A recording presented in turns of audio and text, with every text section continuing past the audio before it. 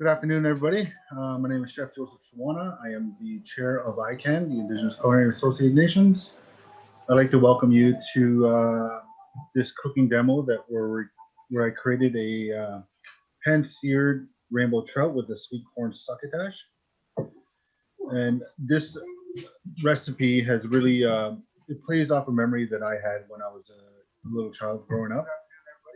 And it plays off of a memory that I had when I was growing up, where we would just be hunting, fishing, and foraging off the land, and cooking over an open fire just by our family lake. The sweet corn, it's one of the more so one of the three sisters ingredients of the corn, beans, and squash, and I really like playing with different varieties of corn. So all the way from tricolor corn to blue corn to our white traditional corn. So yeah, I hope you guys really enjoyed this recipe that we worked so hard on creating. It's one of my signature dishes that I have at Kokum, as well as one of the signature dishes that I really try to highlight at Centennial College, where I'm a professor. And there we teach the traditional values of Indigenous ingredients, and we really try to bring in the stories behind the food. And that's one thing that we really try to create, is all the stories that are tied into our food culture and how each of those foods has a different story and a different meaning behind every single ingredient. So like the corn, how it grows up and nice into the fall, and and if you follow each of the corn silk all the way down to the root, each of the corn kernels is connected to the roots, just like how Indigenous people, we're connected to the earth, and we're connected to the ground, and we're really at one with nature, and we try to pay as much respect to the ingredients and to our philosophies behind our food systems. So I really hope you guys enjoyed this meal that I created for you guys. And I would just first off like to thank everybody from TD and everybody at ITO for sponsoring this event. And we're going to get started watching this video. So, miigwech. Seared rainbow trout with the sweet corn succotash, as well as a butternut squash puree. So, first of all, I would like to welcome you to the Ottawa Summer Solstice Festival. Most of the ingredients that I have here is just from my local farmers market. The leeks or ramps I harvested this spring, and last year I made some nice wild leek oil that's located here that I'm going to use for a little bit of cooking oil for this dish. So with wild leek oil, you can just dry them.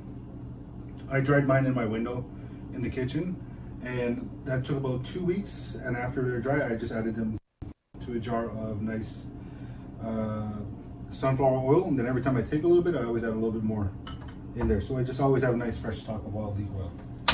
So we're going to get our pan started on a medium heat.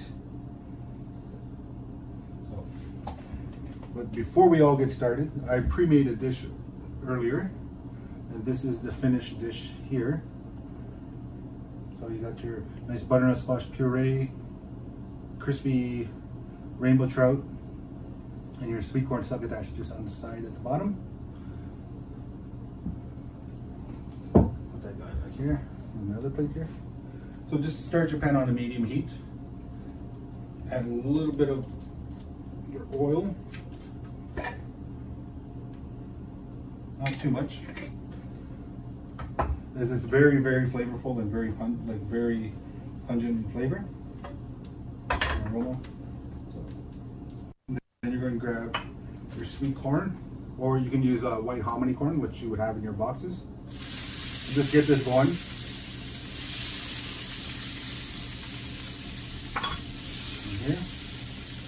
You're going to add your wild leeks.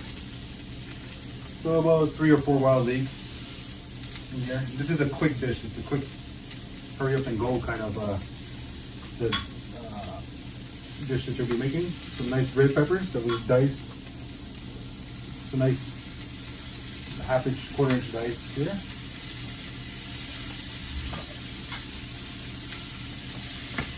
Get that going in your pan. Like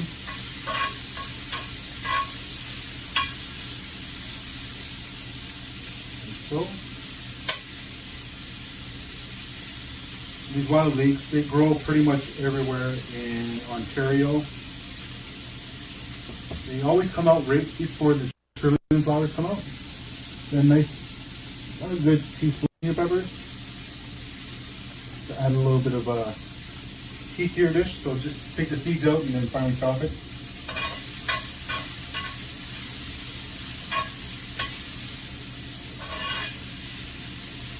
So I always cook over a cast iron pan. Like I have different pans for different needs at home. So like this one is mainly for fish because it holds in all the fish flavors.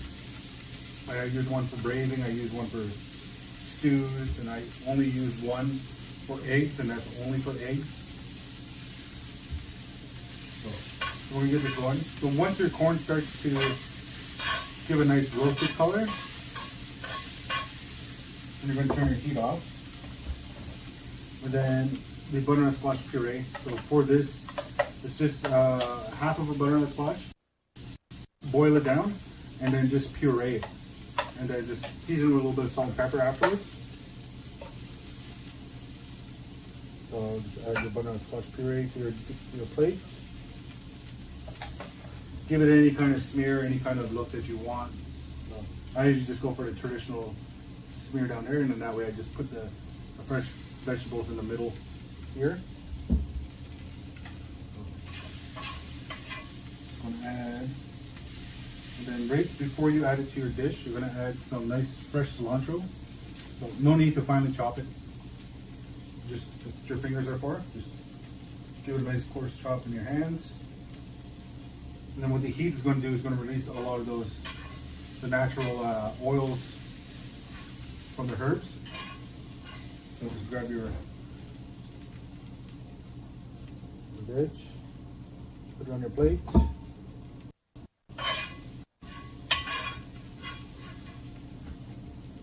Just like so, boom, boom.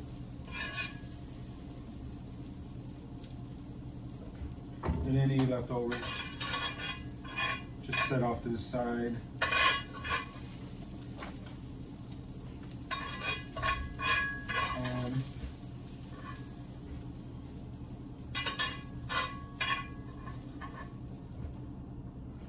And then bring your heat back up to a medium-high heat, because what you want to do with the fish is you want to seared, right? So the more heat you would have, the more sear you get, and the more crustier the skin would actually be.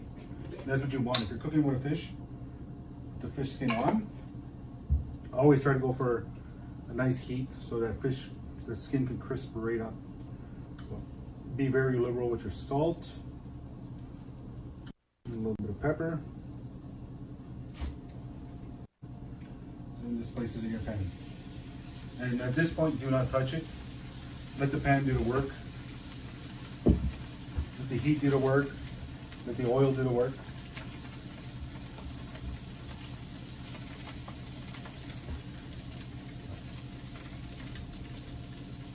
While it's here though, I'm going to add your little bit of salt to one side of your dish, your fish.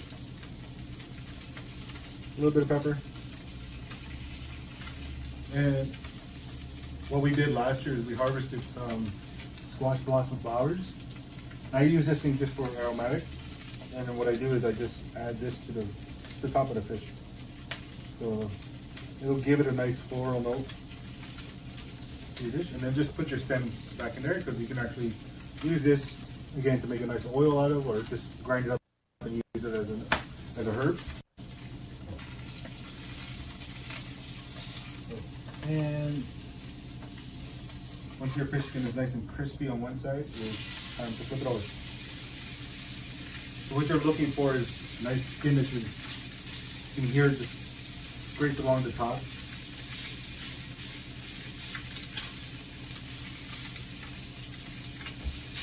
Just make sure it's nicely seared on all sides.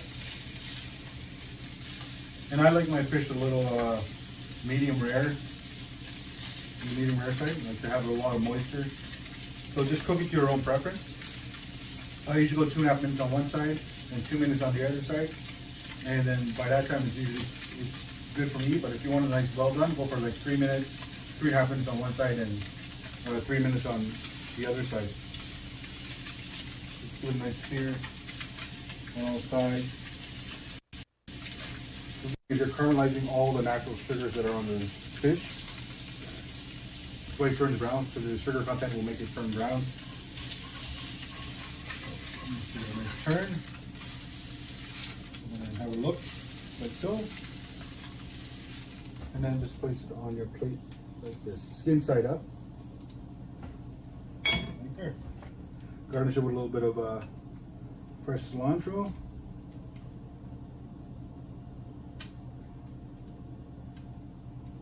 This is your pan-seared rainbow trout succotash with sweet corn succotash and a butternut squash puree. I would like to thank you, the Ottawa Summer Solstice Festival, everybody watching, for letting me come into your home. For this dish, it represents a lot of memories, cooking over a nice campfire by the lake, with a nice cast iron pan, sipping on a nice coffee. So I hope you enjoy this meal. I hope everybody's going to enjoy their meal. You can utilize any type of fish that you want to use for this recipe, and I like to finish all my dishes with a lot of wild herbs that I would pick out naturally, like out in the bush when I'm out foraging during the spring, summer, and fall. So the wild leeks, I always like to save the wild leeks and harvest as much as I feel that I need to last me throughout the year. Wild leeks that I used in this recipe was wild leeks that I harvested during the spring, and I hung a lot of the wild leeks in my windowsills here and just over my windowsills just to dry them out. And over time, it took about a week and a half for them to completely dry, and then I used half of them to make a wild leek salt. So I pulverized. I got some really coarse pink Himalayan salt, and I ground that with the wild leeks, and it made a really nice finishing salt that I used. And I use that technique for like when I would make mushroom salt or evergreen salt, just any types of salt that I use, or even like a pine needle ash. So a lot of people, like, we didn't have a lot of sodium in our diet, like a sodium-based diet. So I try to utilize like pine needle ash or different types of ash, like hardwood maple ash, and just to finish a little bit on the plate, just to give it that nice sulfur taste that you would get from any type of salts that you would use. So utilizing as much natural ingredients as possible in my dishes is one way that I like to preserve our heritage through food. So there's a lot of those stories that that I'm told that I pretty much have to decipher what is that recipe that's within that story. How can I utilize that recipe and bring it to light for all my students, for anybody around me, for our son, who is now 6 years old and will be and has been showing a lot of interest in food. So he's like at that age, he's just like a sponge. Anything that we're telling him, anytime stories that we're sharing with him, anything that he sees, he really wants to be part of. So I'm trying to preserve as much information as I can get to help him out in his path, whatever he wants to be in life. So and just for even just the students that we have at Centennial College, to help them understand what the true meaning of Indigenous history is in Canada. So, because we have a lot of international students, so a lot of them are really eager to learn Canada's true history of Indigenous peoples. And I feel that I have a job to do by telling those stories and bringing the people in and teaching them what that history is through food. So doing these kind of live cooking demos and these virtual training sessions is one way that we can really help spread the word of what Indigenous food is and how we can help save our stories through food. So I would like to say miigwech to everybody at the Ottawa Solstice Festival for bringing me in and letting me teach one story I have on a plate, and everybody at TD and ITO for really sponsoring this event to bring it to everybody who's going to be logging in and watching. So, miigwech to everybody. I would like to see you guys down on the Apollo Trail soon. Hopefully next year. Miigwech.